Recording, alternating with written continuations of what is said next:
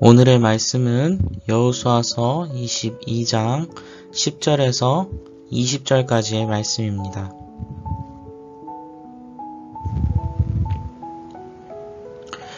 루벤 자손과 갓 자손과 므낫셋 반 지파가 가나안 땅 요단 언덕가에 이르자 거기서 요단가에 제단을 쌓았는데 보기에 큰 제단이었더라.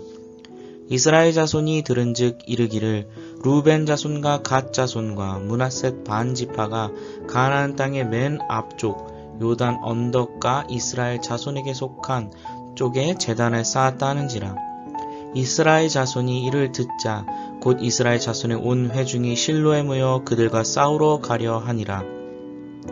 이스라엘 자손이 제사장 엘르아살의 아들 비느하스를 길르앗 땅으로 보내어 루벤 자손과 갓 자손과 므낫세 반 지파를 보게 하되 이스라엘 각 지파에서 한 지도자씩 10 지도자들을 그와 함께 하게 하니 그들은 각기 그들의 조상들의 가문의 수령으로서 이스라엘 중에서 천부장 들이라.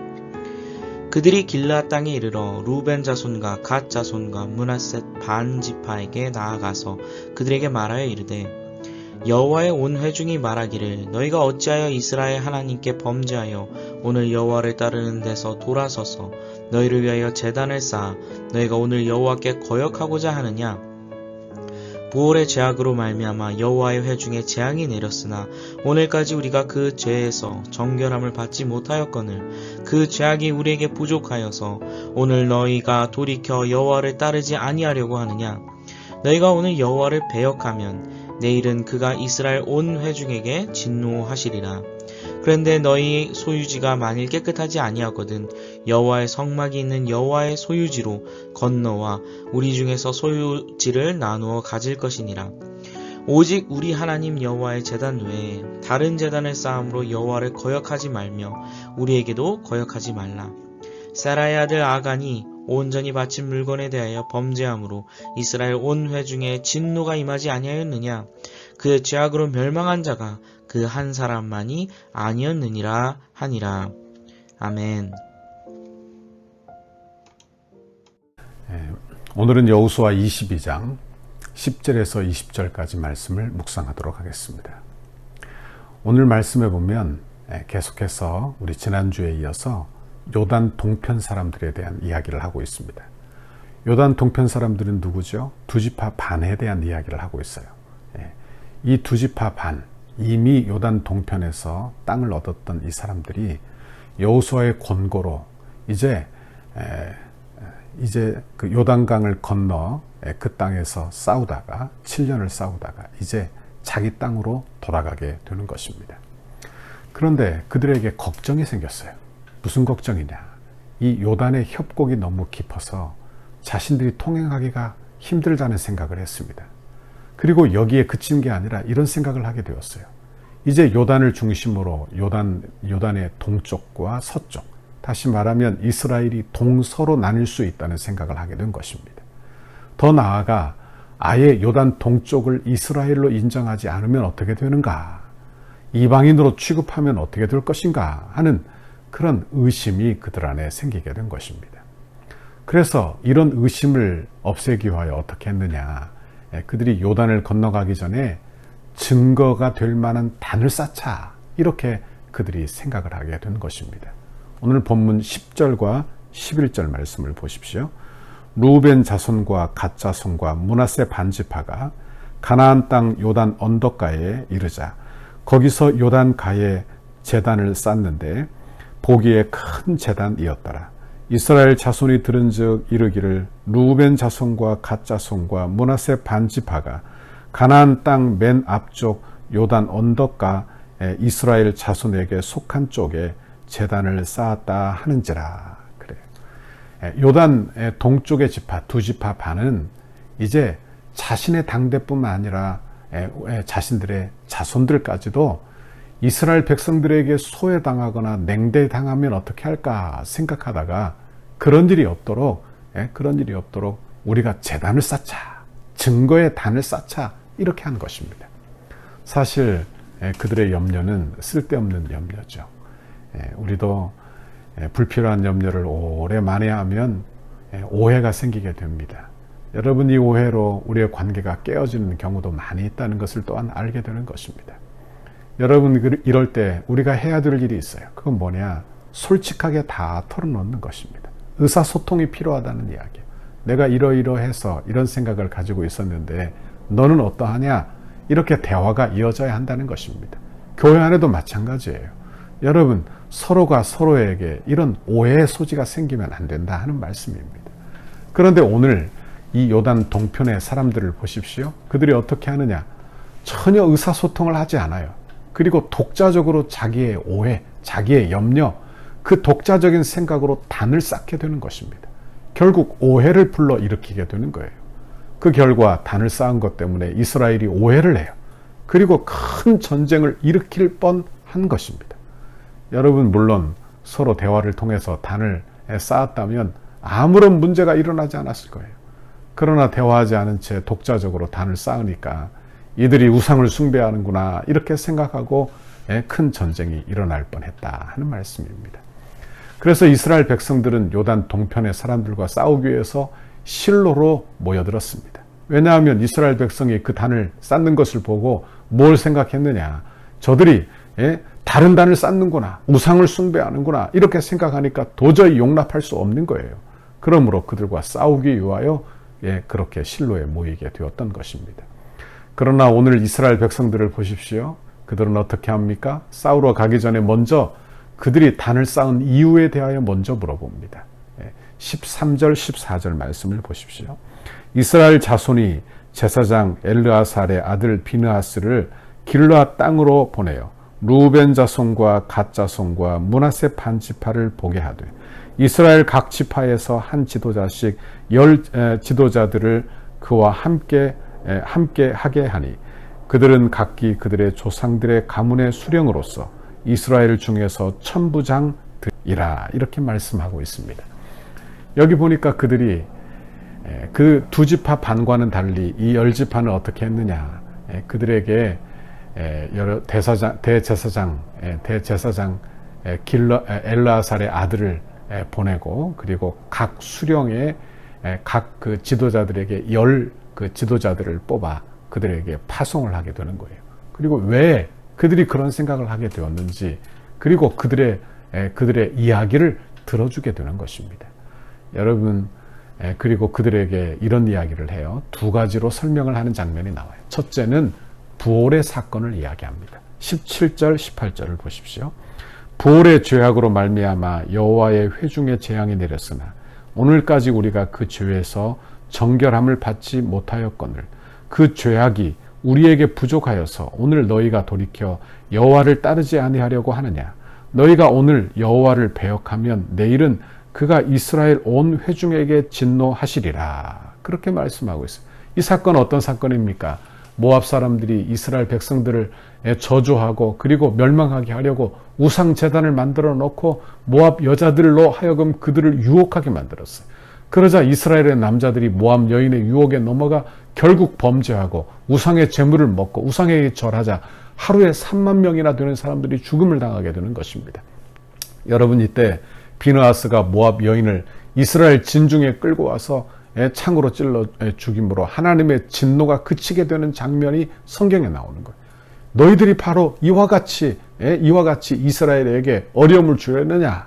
이렇게 그의 진위를 물어보고 있는 것을 보게 되는 것입니다. 그리고 또 한 가지 사건이 또 나와요. 20절에 보면 아간의 사건이 나오는데 20절을 보면 세라의 아들 아간이 온전히 바친 물건에 대하여 범죄함으로 이스라엘 온 회중의 진노가 임하지 아니하였느냐? 그의 죄악으로 멸망당한 자가 그 한 사람만이 아니었느니라 하니라. 여기 보시죠. 여기도 한 사람의 범죄로 말미암아 많은 사람이 멸망당하지 않았습니까? 그러니 너희 두 지파 반으로 말미암아 우리 민족이 멸망당할 수 있다 하는 그런 우려를 이야기하고 있는 거예요. 여러분, 이스라엘 그들이 지금 염려하는 것들은 무엇입니까? 오해가 있음으로 말미암아 너희가 우상을 섬기고 다른 제단을 쌓는 것에 대한 염려를 하고 있어요. 그리고는 이런 파격적인 제안을 합니다. 그것은 바로 너희가 살고 있는 그 요단 동편의 땅이 마음에 들지 않거나 마음에 들지 않는다면 우리가 살고 있는 이스라엘 본토로 넘어와서 함께 살자. 이렇게 제안을 하는 장면이 또한 성경에 나오는 것입니다. 19절 말씀을 보십시오. 그런데 너희의 소유지가 만일 깨끗하지 아니하거든 여호와의 성막이 있는 여호와의 소유지로 건너와 우리 중에서 소유지를 나누어 가질 것이니라. 오직 우리 하나님 여호와의 제단 외에 다른 제단을 쌓음으로 여호와를 거역하지 말며 우리에게도 거역하지 말라. 그래요. 여기서 이스라엘 백성들의 마음을 읽을 수가 있죠. 이스라엘 백성들이 가지고 있는 생각이 무엇입니까? 그들은 되게 합당한 생각을 가지고 있는 거예요. 먼저 자신들의 죄를 여기 자신들이 먼저 정죄하지 않는다는 것입니다. 그리고 대화를 잘 나누고 있는 것을 보게 되는 거예요. 그들이 정말 우상 숭배를 위하여 이런 생각을 했는지. 그렇죠. 보십시오. 이들이 요단 동편의 사람들의 행동을 요단 동편의 사람들의 행동은 충분히 오해 살 수 있는 그런 행동들이었어요. 왜? 다른 제단을 쌓고 있었기 때문에 그런 것입니다. 전쟁이 바로 일어날 수도 있는 그런 상황이에요. 그러나 전쟁을 바로 하지 아니하고 어떻게 합니까? 그들을 찾아가 권면을 먼저 하고 있는 것을 보게 돼요. 너희들이 이렇게 범죄하면 우리의 역사를 보지 않느냐? 우리가 이렇게 어려움을 당한 두 가지 사건이 있지 않았느냐? 그렇게 이야기하며 그들의 마음을 돌이키려 하고 있는 것을 보게 되는 것입니다. 여러분, 우리도 이렇게 서로의 마음을 드러내고 그래서 서로의 오해를 그치고 하나님의 앞으로 가까이 나아가는 우리의 신앙생활이 다 되어야 할 것입니다. 오늘 이스라엘 백성들이 가지고 있는 또 한 가지, 이게 뭐냐? 오직 신앙 중심이에요. 그렇죠. 그러니까 이 두 지파 반도 자기가 언약에 떠나지 않으려고 하는 그 신앙 중심일 뿐만이 아니라 열 지파도 그들과 싸우려는 이유가 뭐예요? 우상을 섬기지 말라는 거예요. 우리는 하나님 백성들이라는 것입니다. 하나님 앞에서 거룩하게 살아야 한다는 거예요. 이것이 바로 그들의 한결같은 생각이었다는 것을 알게 되는 것입니다. 여러분은 어떻습니까? 여러분은 오늘 하루 중요하게 생각하는 것이 무엇입니까? 신앙입니까?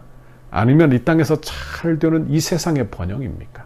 여러분, 우리 신앙생활을 하는 저와 여러분, 예수 믿는 성도들이 이 땅에 살지만 이 땅에서 중요한 것들이 많이 있지만 그래도 은혜 중심으로 하나님 중심으로 살아가야 하는 그런 이유가 바로 여기에 있는 것입니다. 여러분, 우리는 어떤 상황에도 어떤 문제가 있어도 우리는 항상 신앙 제일 중심으로 사는 우리 모두가 되기를 바랍니다. 신앙 중심으로 사는 것 때로 손해가 나는 것처럼 생각할지 모르겠어요. 그러나 신앙 중심으로, 말씀 중심으로, 은혜 중심으로 사는 것, 이것이 바로 성도가 이 땅에서 번영하는 길이라는 것을 또한 우리가 기억할 수 있기를 바랍니다. 오늘 하루 여러분 힘내십시오. 그리고 오늘 하루도 신앙 제일 중심으로 삽시다. 이스라엘 백성들이 자기들이 하나님 말씀 중심으로 다른 제단을 쌓지 않기 위하여 그렇게 마음들였던 것처럼 그들에게 두 지파 반에게 파격적인 제안까지 하면서 그들이 원치 않으면 다 우리 땅으로 오라 그렇게 말한 것처럼 우리도 하나님 중심으로, 교회 중심으로, 은혜 중심으로 살아서 이 땅에서 하나님의 나라를 이루는 저와 여러분의 신앙생활이 다 될 수 있기를 간절히 바랍니다. 오늘도 용기 내시고 힘을 내시기를 바랍니다. 같이 기도하겠습니다. 하나님 아버지 감사합니다. 오늘 한 주간이 시작되는 월요일입니다. 하나님, 오늘도 하나님의 귀한 말씀 들으며 이스라엘 백성들이 오직 신앙 중심으로, 신앙 제일 중심으로 판단을 했던 것을 보았습니다. 하나님, 우리도 이 땅에 살면서 하나님 믿음 중심으로, 은혜 중심으로, 교회 중심으로, 말씀 중심으로 살아서 오직 하나님의 백성으로 이 땅에서 살아내요. 하나님 주시는 긍휼과 은혜를 많이 받아 누리는 귀하고 복된 주의 성도들이 다 되도록 인도해 주옵소서. 오늘 어떤 일을 만나든지 어떤 결정을 하든지 이번 한 주간도 믿음으로 살도록 하나님의 긍휼과 은혜를 흡족하게 부어주시기를 소원합니다. 감사합니다. 예수님 이름으로 간절히 기도하옵나이다. 아멘. 우리 교회를 향한 주님의 뜻에 이루소서. 100대 기도문 월요일 건축에 앞장선 지도자들을 위해 8페이지입니다. 건축을 위해 가장 앞장서서 섬기시는 건축위원장 장로님께 영육간의 강건함을 주옵소서. 기도하는 내용마다 충만하게 응답해 주시고 실무를 감당할 때마다 돕는 일꾼들을 허락하옵소서. 기초를 닦고 뼈대를 세우며 공간을 아름답게 채워나가는 모든 과정에서 건축위원회와 모든 업체를 잘 조율할 수 있는 지혜와 지도력을 주옵소서. 시대를 읽는 통찰력과 통전적 사고, 다음 세대를 볼 수 있는 눈, 그리고 작은 일을 보는 눈도 주옵소서. 맡겨주신 일을 끝까지 감당할 수 있는 건강을 주시고 가정 가운데 은혜와 사랑이 충만케 하셔서 거룩한 일에 앞장서는 은혜가 있게 하옵소서. 주님께서 건축위원회와 소위원회의 머리가 되시며 위로부터 임하는 지혜와 지식과 능력으로 충만하게 하옵소서. 건축위원들의 마음이 온전히 하나 되게 하시고 감사와 자원하는 심령으로 맡겨진 소명을 넉넉히 감당하게 하옵소서. 건축위원들에게 갑절의 영감과 최고의 전문성을 주셔서 덕소교회의 건축이 한국교회사의 한 면을 장식하게 하옵소서. 하나님께서 맡기신 건축을 위해 충성을 다하게 하시고 디자인과 실내 장식, 시공과 감리에 대한 탁월한 지혜를 주셔서 덕소를 대표하며 지역을 섬기는 건축이 되게 하옵소서. 건축위원들에게 섬김의 마음을 주시고 세밀한 부분까지 살펴 건축의 모든 과정이 순적하게 진행되게 하옵소서. 건축 과정이 소위원들을 모두의 기쁨이 되고 날마다 기적을 체험하는 은혜가 있게 하시며 모든 과정이 부담이 아닌 축복임을 깨달아 늘 감사한 마음으로 진행하게 하옵소서. 소위원들에게 건축에 관한 이해력과 지식을 주셔서 모든 일이 물 흐르듯이 은혜롭게 진행되게 하시고 비전과 통찰력을 주셔서 향후 펼쳐나갈 교회의 사역들을 지혜롭게 준비하게 하옵소서. 소위원들이 하나 되게 하시고 시공과 감리를 잘 조정하며 공사 현장을 잘 관리하여 모범적인 건축 현장이 되게 하셔서 경제성, 실용성, 기능성을 살린 아름다운 건축을 이루게 하옵소서. 실무를 감당할 때 성실과 희생, 모범을 보이며 기쁨과 평안으로 잘 감당케 하시고 아주 작은 부분까지 하나도 놓치지 않게 하옵소서. 개인의 주장이나 이기심이 조금도 틈타지 못하도록 늘 기도하며 겸손한 마음으로 섬기게 하옵소서. 예수님의 이름으로 기도합니다. 아멘.